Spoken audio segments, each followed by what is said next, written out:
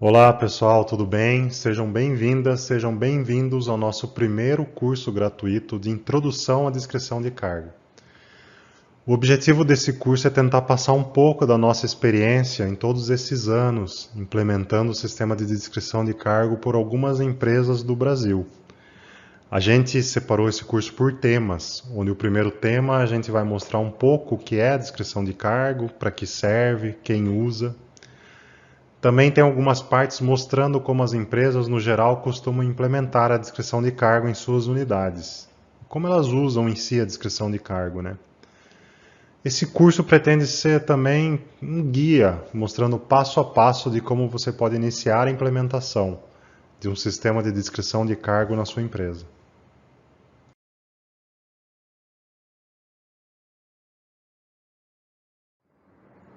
Então, pessoal, antes de a gente começar, eu queria me apresentar. Eu me chamo Fábio, sou pós-graduado em Administração de Empresas pela GV e trabalho há 20 anos como analista de sistemas.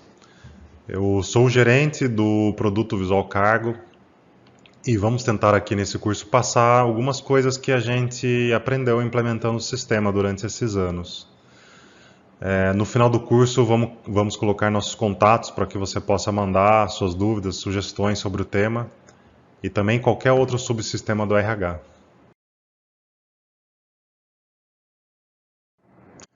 Então, a gente pode começar pela pergunta: o que é a descrição de cargo, né? E eu queria começar já pelo final, na definição de uma descrição de cargo, é basicamente uma declaração por escrito do cargo e suas funções. Aí inclui as responsabilidades, as finalidades de um cargo, por exemplo, as atividades do cargo. Eu vou te dar um exemplo. Se eu estou descrevendo o cargo de um almoxarife, devo descrever as suas atividades diárias, semanais, quinzenais, mensais, as atividades esporádicas, lá na sua descrição de cargo. Falando também de competências do cargo, eu posso inserir na descrição quais são as competências exigidas para aquele cargo. Por exemplo, operador de empilhadeira. Eu vou exigir a competência foco na segurança. E se eu quiser detalhar ainda mais, eu posso dizer lá na descrição de cargo qual o grau mínimo esperado da competência para aquele cargo. Outro ponto importante da descrição de cargo é dizer quais são as formações obrigatórias e opcionais do cargo.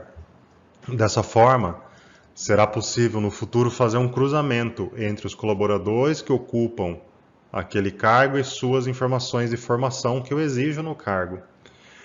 Isso é um ponto importante de atenção, pois devemos estar atentos para que nenhum colaborador sem a formação exigida necessária ocupe aquele cargo. Se isso acontecer, você pode justificar. É um ponto importante que sua auditoria irá verificar na descrição de cargo com os colaboradores que ocupam esse cargo. Também na descrição a gente coloca o objetivo do cargo em si, né?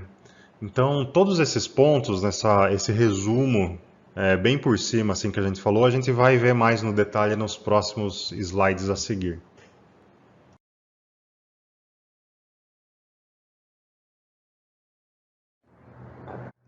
Pessoal, outra pergunta colocada aqui é para que serve a descrição de cargo e quem usa, né? Então, uma das primeiras respostas que vem na nossa mente para justificar uma descrição de cargo são as questões de auditoria. E a questão de organização também do seu sistema de gestão integrado, sistema de gestão da qualidade, né? Então, você mostra que você é uma pessoa organizada quando você tem a descrição de cargo bem feita. A empresa que mantém a descrição de cargo atualizada, ela consegue já dar os primeiros passos na implantação de outros subsistemas do RH, por exemplo, cargos e salários. Então, a descrição de cargo é o primeiro passo para cargos e salários. Outro ponto que justifica a implementação de uma descrição de cargo é a questão do recrutamento e seleção. Você vai ter um ganho nessa parte também. Com uma descrição de cargo bem feita, você terá exata noção de como se deve abrir uma vaga e como deve ser o perfil dos candidatos que você vai chamar para a entrevista. Evita, assim, você perder tempo e custos adicionais para a empresa, né, no recrutamento e seleção. Agora, uma outra pergunta que pode ser colocada aqui, né? Quem que usa a descrição de cargo?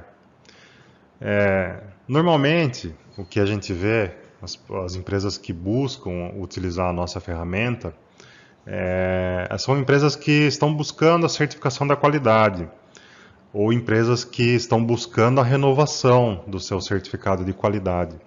Surge daí a necessidade de começar a organizar essa parte, né? Também a gente pode colocar nessa mesma cesta são as empresas que tratam o seu RH como estratégico. Você vai ter um salto de qualidade nos colaboradores, você dando esse primeiro passo, né? Por exemplo, empresas que já estão maduras no recrutamento e seleção e sabem o que quer dos candidatos. Ela vai buscar organizar a descrição de cargo, né? As empresas também que têm um plano de cargos e salários bem definido, pois como eu disse anteriormente, né, a descrição de cargo é o pontapé inicial. Então, para que se faça uma avaliação das atividades dos colaboradores, baseado no que foi exigido do cargo, como eu dito anteriormente no outro slide, a descrição de cargo é o primeiro passo para esse subsistema. Um ponto importante que a gente pode citar e bem atual é que a descrição de cargo passou a fazer parte do SST, né? As informações que a gente envia para o e-social. Então, a empresa que já tem uma descrição de cargo feita pode usar lá o objetivo do cargo lá para lançar no SST que vai para o e-social.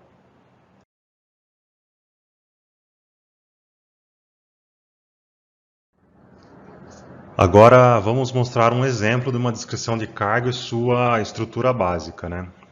Então, o primeiro ponto que a gente tem que se atentar é o objetivo do cargo. Então, nesse campo a gente coloca um resumo do que se espera do cargo, né? Das pessoas que ocupam esse cargo. Não precisa ser uma descrição muito extensa, porque o detalhamento das atividades, das outras características do cargo, a gente faz em outras partes da descrição de cargo, né? Outra questão importante é indicar o nível de escolaridade. Aqui a gente não precisa lançar ainda quais são as informações obrigatórias e opcionais. A gente apenas indica o nível de escolaridade. Por exemplo, o que a gente está vendo aí é o ensino médio completo, né? Também depois existe um cruzamento de quem vai ocupar esse cargo com a descrição, né? A gente também descreve a experiência mínima para o cargo, a condição de trabalho. São tudo informações adicionais que vão colaborar com a organização, né? A condição de trabalho não é necessariamente obrigatória para você indicar para os cargos. Depende muito do que a sua auditoria exige, né? E também a gente pode lançar também o tempo de experiência mínima para que os colaboradores ocupem esse cargo. Você tendo tudo isso, você vai mostrar, assim, num primeiro momento, para a sua auditoria e para os outros pares que vão interagir com a descrição de cargo, que a empresa sim está buscando uma organização nessa parte.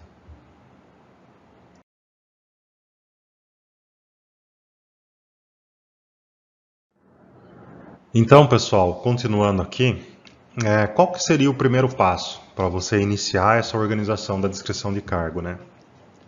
Basicamente, o primeiro passo uma descrição seria ter os cargos mesmo colocado numa tabela, né? Quais são os cargos da empresa? Quais são os cargos que possuem na empresa, né? E com isso, você parte para descrever o objetivo do cargo. Então, cada cargo tem que ter o objetivo de forma sucinta, né? A gente sabe que normalmente essa tarefa fica na mão do RH. E o RH não tem todas as informações necessárias para descrever esse objetivo. Então, você tem que pensar numa estratégia de organizar as entrevistas com os gestores de cada área, de cada setor que vai poder te ajudar a descrever o objetivo do cargo. Porque eles sabem, eles já ocuparam esse cargo, eles sabem dos subordinados que ocupam esse cargo, então está na cabeça dos gestores, dos supervisores, te ajudar nessa parte.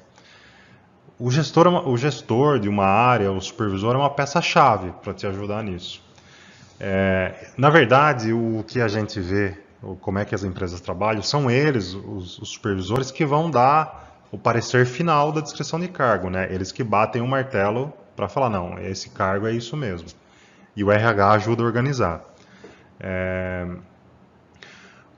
O gestor dá a palavra final, podemos dizer assim, do objetivo do cargo.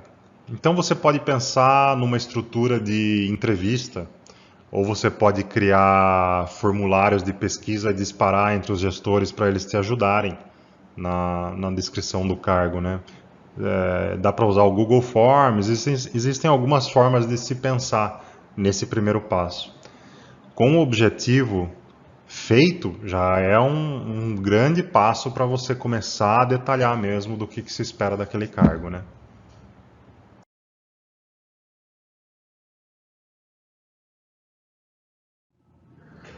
Pessoal, então depois de você ter feito o objetivo do cargo, validado pelos gestores, agora é o momento de começarmos a detalhar as outras características do cargo. A gente pode começar pelos treinamentos obrigatórios. É um ponto importante de atenção, pois uma parametrização errada nesse momento pode causar uma não conformidade em sua auditoria. Para a identificação dos treinamentos obrigatórios, a gente deve também contar com a ajuda dos gestores e supervisores da área. Serão eles que irão nos dizer se tudo foi parametrizado corretamente. A gente deve envolver aqui também o pessoal da saúde e segurança do trabalho para ajudar na identificação desses treinamentos. E uma das formas é se basear no histórico de treinamento realizado dos colaboradores. Um dos primeiros treinamentos obrigatórios que quase toda a empresa considera é o treinamento de integração do colaborador. Normalmente ele é realizado no mesmo dia ou perto da data de admissão do colaborador.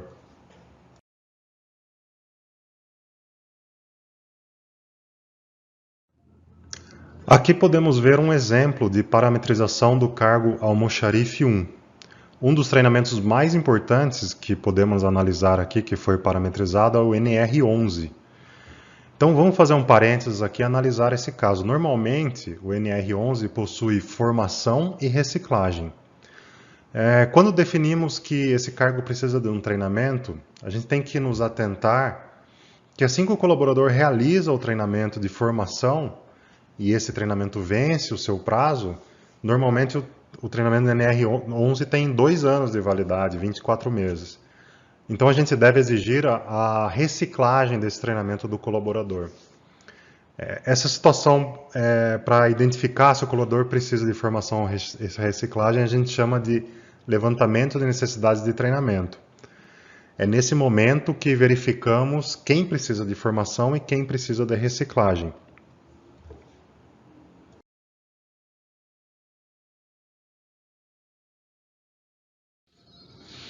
Pessoal, agora vamos falar um pouco das competências do cargo. Quando falamos de competências do cargo, temos que entender de onde surgem essas competências, tá? Um primeiro exercício que temos que fazer é o seguinte, é pensar na missão, visão e valores da empresa.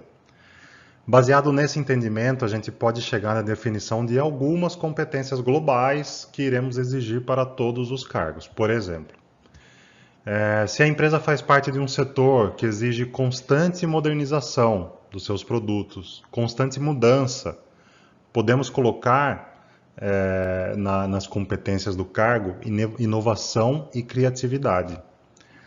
Logicamente que definindo uma única competência para todos os cargos não significa que a exigência será a mesma.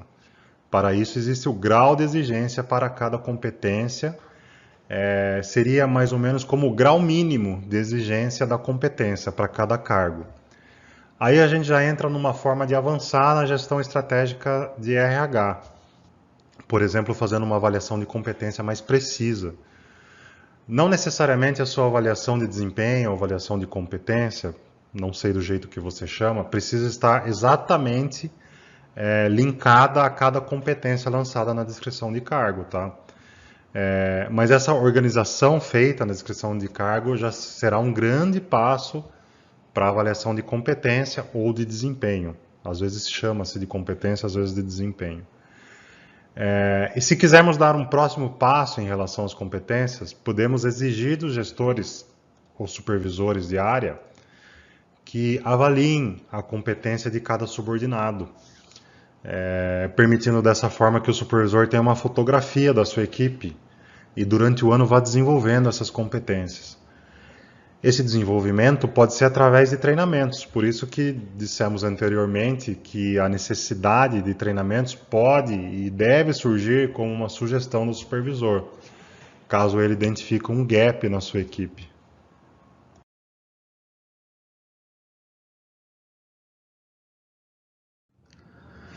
Então, pessoal, aqui vamos fazer um parênteses para mostrar bem rapidamente como que seria uma avaliação de competência, baseado no que foi lançado lá na descrição de cargo. Nesse exemplo, podemos ver como é que o supervisor acessa os dados dos seus subordinados, com a possibilidade de que se lance para cada subordinado versus competência a nota do colaborador. E existe uma coluna ali chamada grau mínimo. É uma forma simples de avaliação de competência, mas que é bastante usado também pelas empresas.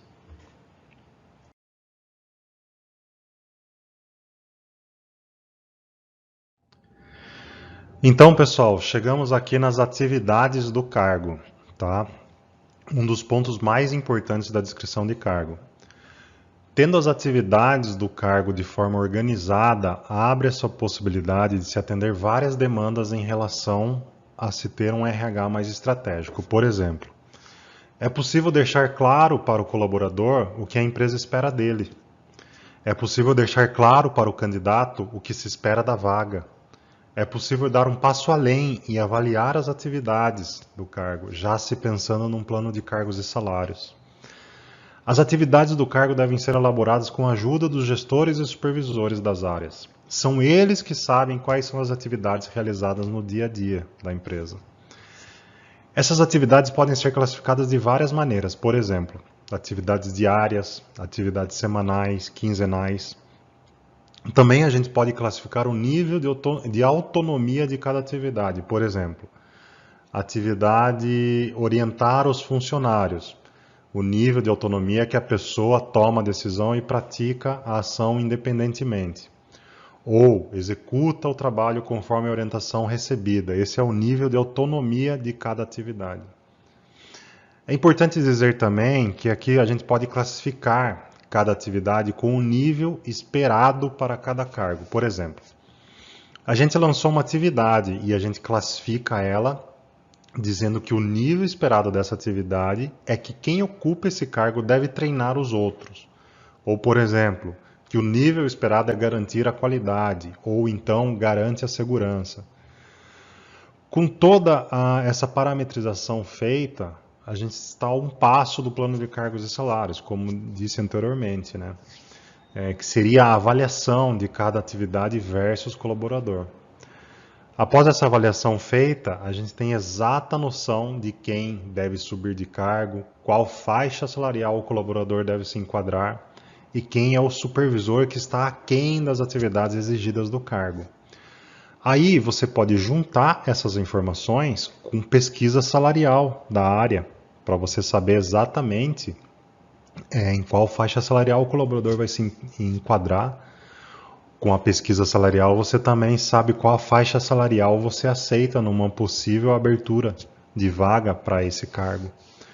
Entendeu? Então, com as atividades organizadas, começa a abrir várias possibilidades de um RH mais estratégico.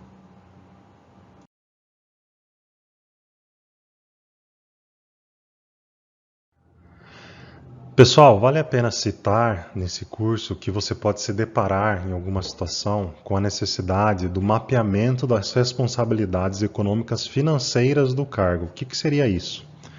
São itens que devem ser listados caso essa característica tenha um peso na sua descrição de cargo. Não é muito comum ver empresas trabalhando com essa característica de responsabilidades econômicas financeiras, mas existem. As empresas que normalmente trabalham com a metodologia de cálculo de pontos baseado na descrição de cargo, normalmente usam esse tipo de característica na descrição de cargo. O cálculo de pontos serve para encaixar o cargo numa faixa salarial. Entram algumas condições no meio, mas bem rapidamente, para cada responsabilidade econômica financeira lançada, você pode classificar com o número de pontos. Baseado nesses pontos, são calculados para cada cargo e se chega num valor onde se encaixa numa faixa salarial. Um exemplo de responsabilidade econômica financeira pode ser o cargo que possui a senha do banco, onde se realizam as transações bancárias na empresa. Essa responsabilidade vai ter um peso maior em cima do cálculo de pontos desse cargo.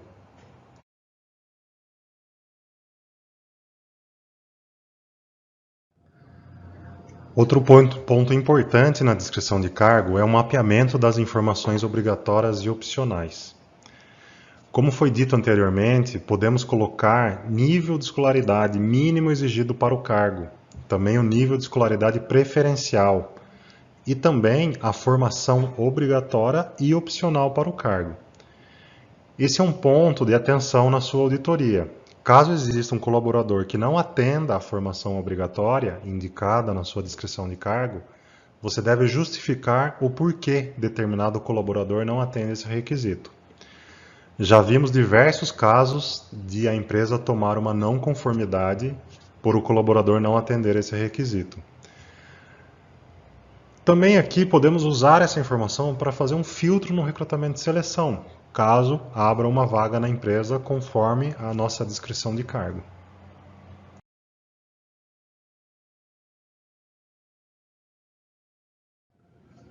Pessoal, para finalizar então o detalhamento da descrição de cargo, outro ponto que temos que fazer o mapeamento é o idioma exigido para o cargo. No caso de idioma, podemos classificar em relação à aptidão, pode ser básico, intermediário, avançado. Também é uma forma de cruzar as informações entre a descrição de cargo e os colaboradores que ocupam aquele cargo, para fazer uma análise de quem pode ser promovido ou de quem ocupa uma posição e não tem os requisitos mínimos para aquela posição.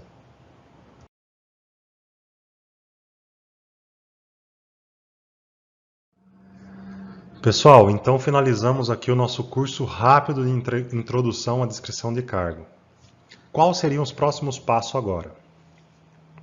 Então pode ser que no momento que você esteja assistindo esse vídeo, nós já finalizamos o próximo curso, que será como fazer a gestão dos treinamentos obrigatórios em sua empresa.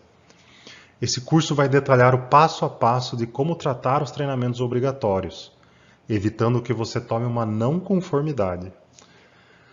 Existem também outros subsistemas do RH, que é o plano de cargos e salários, que está intimamente ligado à descrição de cargo. Outro subsistema que está em moda e vale a pena comentar é o EAD, Educação à Distância. Nos dias de hoje é uma forma rápida e barata de disseminar o conhecimento dentro da empresa. Nós temos o módulo do EAD também, que é um módulo da plataforma Visual Cargo. Se quiser me chamar no WhatsApp, basta ler esse QR Code aí que está na tela, ou anotar o número e chamar a gente, que nós teremos o maior prazer em trocar ideias sobre o assunto. Ou se preferir também, pode mandar um e-mail para contato@latosoftware.com.br, que sou eu que vou receber esse e-mail. Obrigado, pessoal, e até a próxima.